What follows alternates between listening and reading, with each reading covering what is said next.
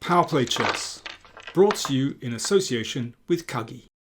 I'd like to do another game from the World Rapid Play Championship held just after Christmas in New York, won by 18-year-old Volodar Murzin from Russia.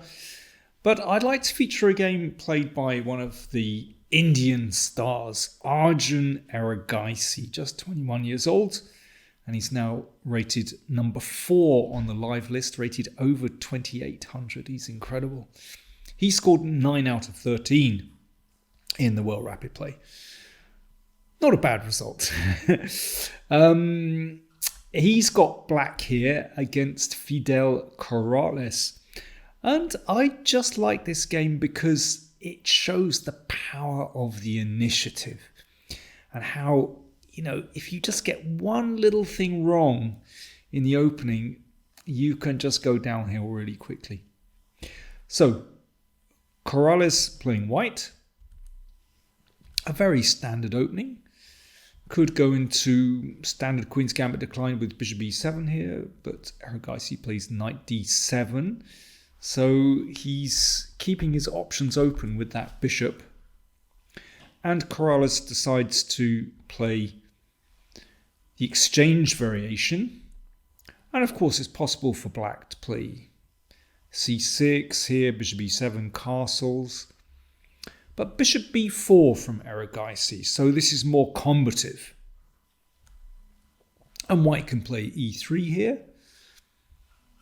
But queen b3 from Corrales, and this is where it starts. Now, this of course is not a bad move. It puts pressure on that bishop straight away. But if you move your queen out early, well, we're always advised not to do this, and there's a reason for it. And Erigaisi doesn't back down. He plays c5, which protects the bishop and also puts some pressure on white's center. Corrales exchanges. Okay, so this bishop is still attacked. a5 protects the bishop. a3, Corrales wants to grab the two bishops, so that's why he's going in for this early queen move. He's playing very ambitiously, actually. Knight takes, but you can see that black is winning a lot of time for development. And, while white has been moving this queen out, you can see kingside development has been neglected. That's a problem. Or potentially could be a problem.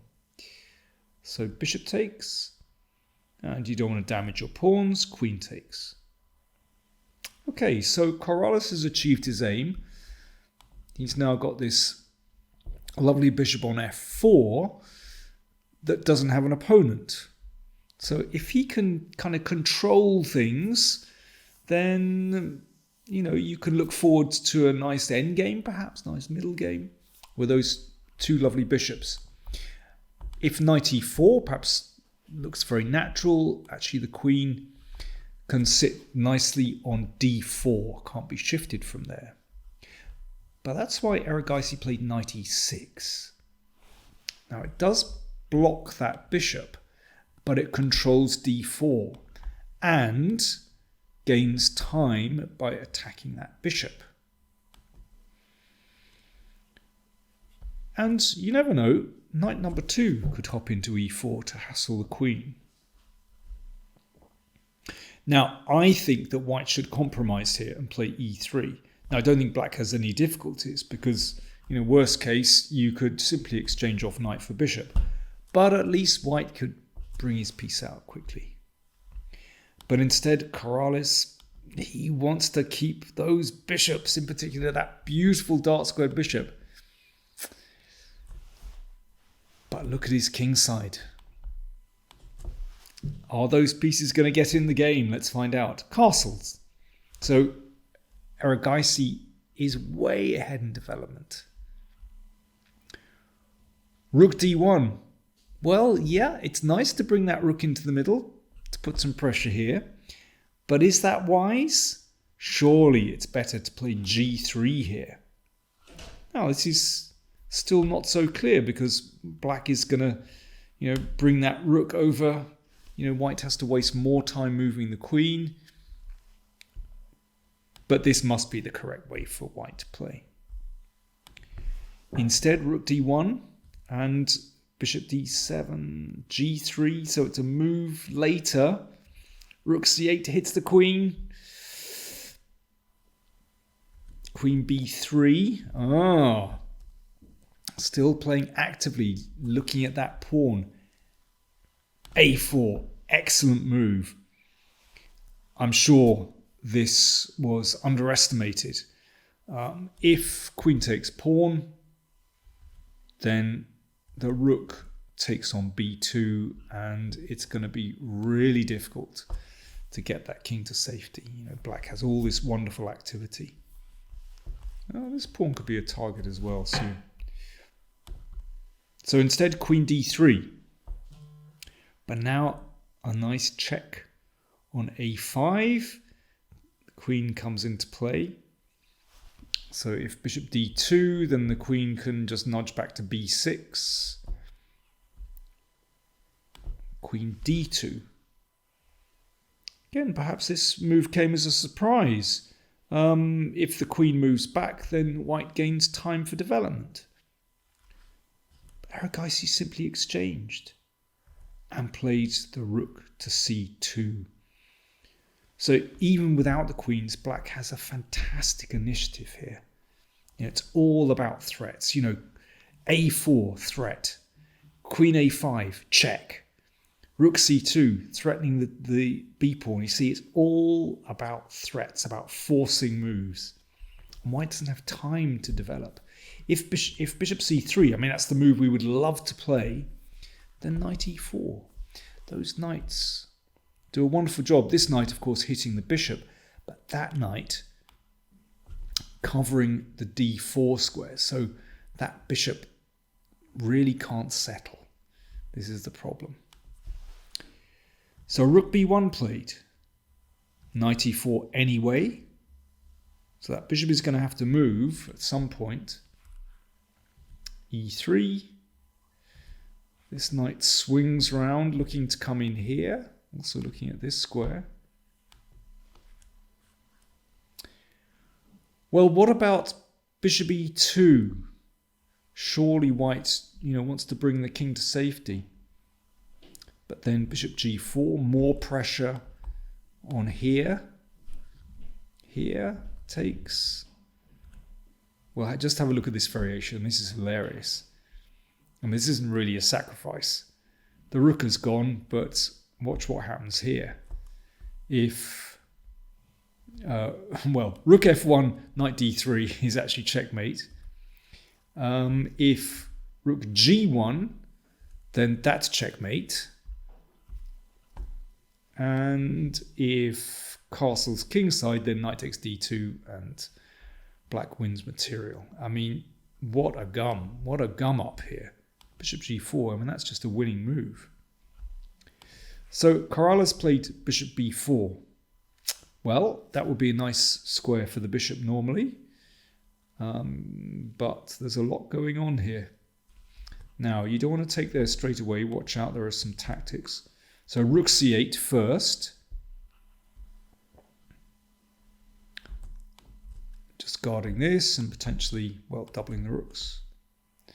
So that knight was eliminated. And bishop d3.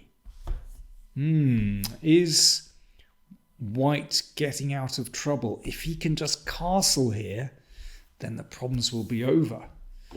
So what do you do next with black? Okay, time for you to have a think. Time for me to have a drink. Black to play. What are you going to do next? Cheers.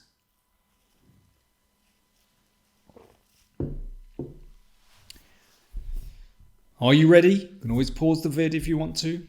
Black to play. In fact, there's a winning continuation. And it's all forced. Rook c1. So if that's exchanged, then rook number 2 comes in and the rook in the corner falls. So king e2. Now, hopefully you got this far. Rook takes, again forced. Now, if bishop takes b1, that bishop comes in to join the party. And yeah, it's basically over. I mean, the king just doesn't have a good square to go to. King e1, rook c1 check. Bishop d3, rook c2 is winning. So after rook takes b1. Now, you got this far, and hopefully you've seen the winning move here before you played rook c1 check. Bishop g4, incredibly simple. And this pin is absolutely fatal. So the threat is simply to exchange here and play knight d2 with a deadly fork. And there's no good defense, because if this rook moves, then, well, you can play knight g5, put more pressure here, and the knight falls. I mean, it's absolutely deadly. In the game, b4 was played, and Erigaisi simply took it. Okay, and here white resigned. Well, if rook takes, then again, it's possible just to take here and play a deadly knight fork check, and then you take the rook. So hopefully you spotted that finish before you played rook c1. What a great game. So simple. And it was like white was just holding on to his dream. When he played queen b3, his dream was to take those two bishops and, win or get an advantage with those two bishops. But he never let it go. But at some moment he had to compromise. But he just couldn't let go of his dream. But great game by Erigaisi. Everything just worked perfectly. Right, don't forget, we've got the Tata Steel tournament coming up starting on, I think it's the 18th of January. So watch out for that. I'll be doing videos for every round. I'm really looking forward to it. It's an incredible field, including the world champion, Gukesh, and many others. It's going to be fantastic. See you then.